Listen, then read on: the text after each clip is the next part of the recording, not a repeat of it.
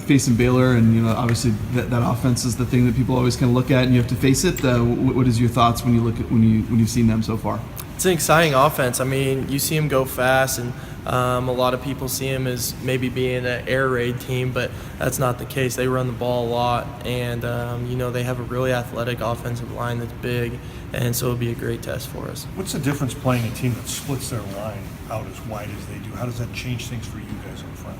I think it just kind of changes your alignments, but with watching film, you pick up on tendencies, and you can kind of break that down. Is it more one-on-one matchups because you're wider with people than combos and things like that? Yeah, and with our size, you definitely like man-up matches more than double teams. With their running game, I think they have 3 backs that are all pretty capable there. Yeah. What kind of different challenge is that, I guess, when it's not just one guy they can bring in to run the ball?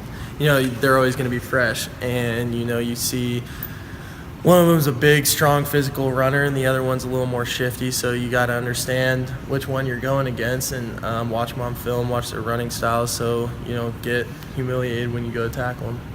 The quarterback obviously kind of stepped in, for Seth Russell, who was more mobile guy. The quarterback, what kind of does stand out about him? I know he's only a freshman. I don't know what's caught your eye so far. He's a big kid. He really throws the ball well. Doesn't look like they run it as much as the last one, but we still got to be ready for that. But he definitely throws the ball well. When you're watching the tape of them, you're seeing they're playing Oklahoma and Texas and West Virginia. I mean, I know they're losing some of these games, but does it get your attention? I mean, the Big 12, they're playing some pretty tough teams here, and did that maybe contribute to some of their losses down the stretch, you think? Yeah, of course. I mean, you look at their second half of their season, and they played substantially better teams, and you notice that, and they weren't completely out of all those. I mean, they had some chances there, played some good football, and I think just really trying to find their identity once their quarterback went out, but a great program, and it'll be big for our team. Do you think they'll be motivated for this one? I mean, they got the new coach now.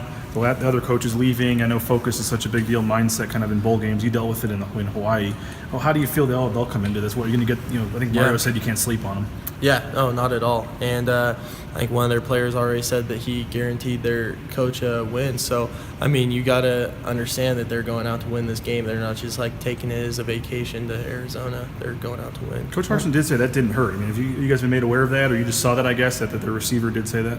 Yeah, I mean, people have social networks. We see a lot. So, with how much are you just enjoying the process of preparing for one last game and this Baylor offense? Yeah, it's great. Definitely didn't want the Air Force One to be our last game, and just the chance to go out on a win is huge. And we're preparing like that and trying to get that done. Similar mindset to last year. I mean, in the sense that you lost a game or two at the end of the season, you lose a game to Air Force.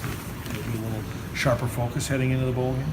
Yeah, I mean, we had sharp focus going into last bowl game, and it showed with the score and our performance. And I think you take all that rage and disappointment from some of the stuff that happened throughout the season, and you carry that into preparation for the bowl game. How much or how important is it to kind of limit these guys from getting that first down, and how much does that kind of allow them to try to do what they do on offense? That's huge. I mean, that's the huge key to it. If you can stop them on first down, get a tackle for loss or force an incomplete pass, I mean, that's ultimately what can stop their hurry-up offense. How much does, a bowl game, winning that bowl game, carry into the next season, or decide whether the season is a more or less of a success? How much does that factor? It's huge. I mean, one, it goes into your record, so it can make your record look a lot better, but just momentum and leaving the seniors on the right feeling, and then setting the guys up for success in the off season coming up. And so I think, the bowl game's huge. How big is this for you seniors to win your last one and leave here knowing that you had a win in your final game? It gives us the opportunity to get 40 wins since we've been here in Boise, and I think the last 10-plus teams have been able to do that. 15 or something, yeah. 15, yeah. So we definitely want to keep that legacy going. Is there I don't know if you've had too much time to reflect yet, but do you have a favorite memory, favorite moment? Like I said, I don't know. Could have been a speech delivered by a player, coach, anything like that from your time here at Boise State? I'd say probably by far the Mountain West Conference Championship game into the Fiesta Bowl. That time span right there was pretty incredible. Ben was saying that you guys were just talking about it the other day. I mean, yeah. What makes you kind of guys reflect on that moment and value it so greatly?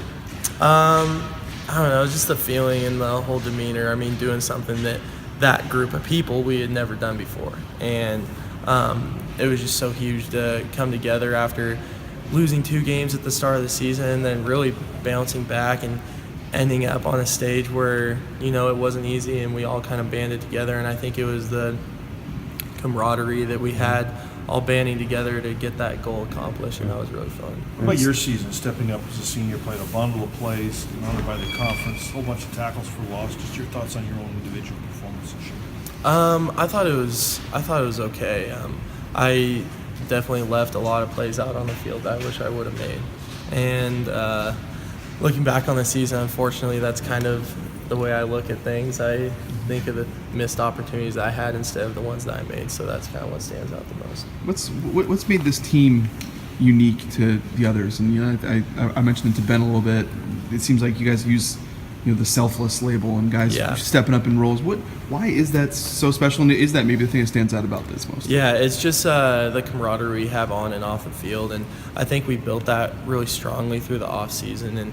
And we had a tremendous off season with workouts and just some of the things that we accomplished in the weight room and out on the field, and different tasks that they put in front of us to get done, and we answered the bell. So I don't know. I think it's a culmination of all that stuff. Why was it so important for this team, though? I mean, this year to be one of those teams where guys were going to fill certain roles, even if they weren't glamorous or whatever, but they were going to try to take it on with a lot of gusto.